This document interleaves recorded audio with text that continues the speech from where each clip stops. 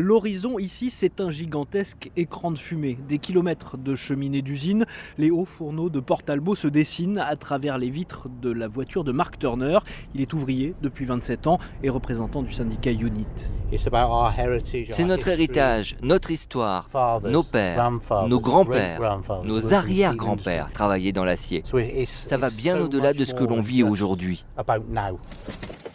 Et Mark Turner raconte, au mois de mars, après des années d'hémorragie financière, le groupe indien Tata Steel a décidé de vendre l'usine sans trouver de repreneur sérieux.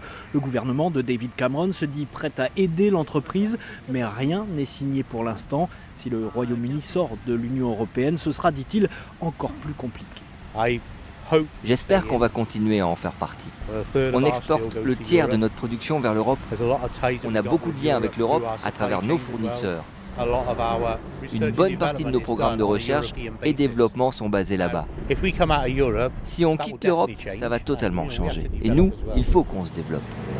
Au total, 40 000 emplois directs et indirects sont menacés dans la vallée. Gerald Davis est le manager de Fairwood Industries, l'un des sous-traitants. Tous ces contrats avec Tata Steel ont été suspendus il y a 6 mois.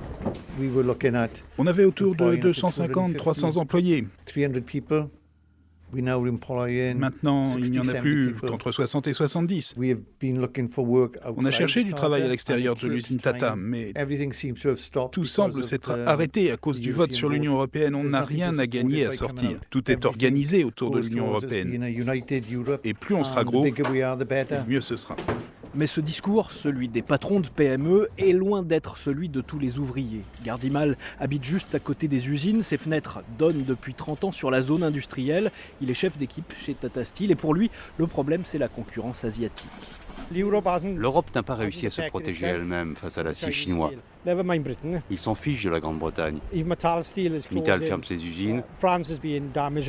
La France a été touchée, elle aussi. Faire partie de l'Europe n'a jamais protégé personne. On devrait voter pour sortir, prendre le contrôle, contrôler nos frontières, contrôler ce qu'on importe et exporte. On est une île.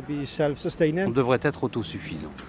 Pourtant, le sud du Pays de Galles est loin d'être autosuffisant. C'est l'une des régions qui reçoit le plus d'aides européennes, avec depuis 2 ans la rénovation des gares, des centres-villes et surtout 40 millions d'euros investis pour construire ce campus ultra-moderne pour l'industrie et les hautes technologies. Il vient de sortir de terre. Un pari sur l'avenir, explique Stephen Brown, le directeur de l'université de Swansea.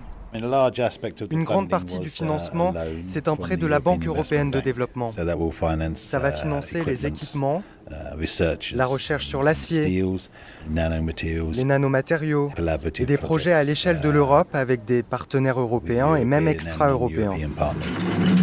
Et ce n'est qu'un début. Face à la mer, à l'extrémité du campus, les travaux continuent.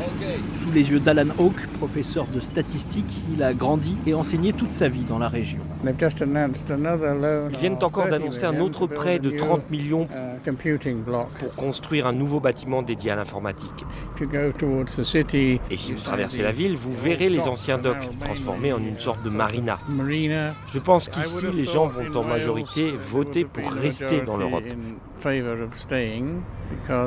À cause de tous ces financements qui nous viennent de l'Europe. Mais en bon statisticien, Alan Hawke le précise, même si ces derniers jours, les sondages donnent le camp anti-Brexit vainqueur, ce sera de toute façon un résultat extrêmement serré.